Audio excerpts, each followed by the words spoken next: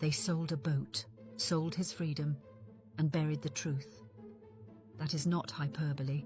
It is the story of a congressman who dared to challenge the most powerful lobby in Washington and paid for it with his life's work and his freedom. By the end of this, you will see how documents buried in the federal archives reveal a courtroom destroyed by intimidation, fabricated charges, suppressed evidence, and a trial designed not to serve justice but to silence dissent. And what is at stake is not just history, it is your conscience, your democracy, your claim to stand for justice when the system itself becomes the crime. Join this reckoning, not as a casual viewer but as a witness. This is more than subscribing to a channel. It is joining a movement that refuses to let the truth die quietly. The evidence is chilling. From the archives comes a valuation of Traficant's boat, proving it was worth between $30,000 and $35,000. Yet prosecutors claimed he accepted $10,000 as a bribe. The math alone exposes the lie. Why would a man sell a boat for a third of its value to cover up a crime when he could sell it for its full price anywhere else? He had the evidence in hand, but the court blocked him from showing it to the jury. When evidence dies in the courtroom, justice dies too. Jim Traficant, brash and unapologetic, stood nearly alone in Congress, warning against unchecked aid to Israel and the stranglehold of AIPAC on American politics. His past jurors said he was a scapegoat. Yet when he stood trial again, witnesses were threatened into silence. Children were terrorized, 9-year-olds answering the phone only to be told their father would soon be dead. Is this democracy? Or is this the sound of fear writing the verdict? There is no freedom if fear gets to choose the story. And then the trial itself, 30 minutes allowed for his defense, 30 minutes to fight a lifetime of accusations. Congressman Ron Paul objected on the record, declaring that such a process could never be called justice. But the machine rolled on.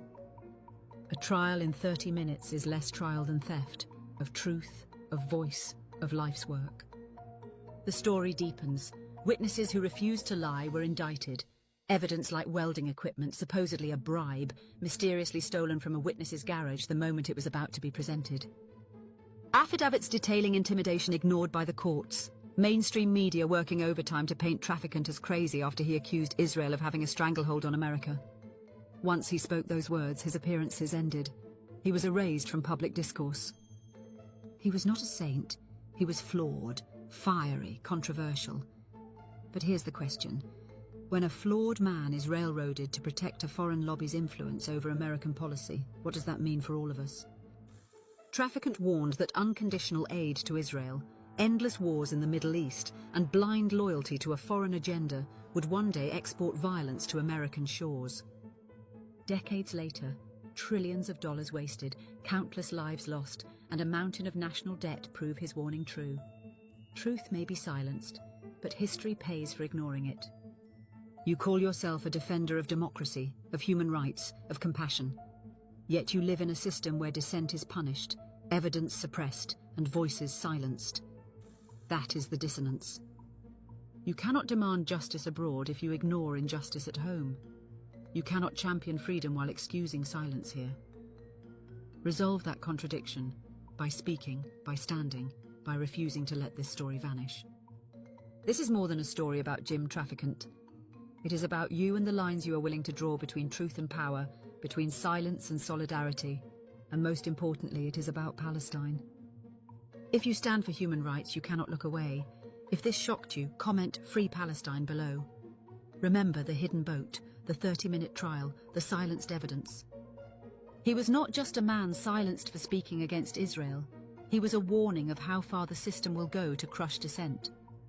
Like, share, and subscribe, not just to a channel, but to justice itself.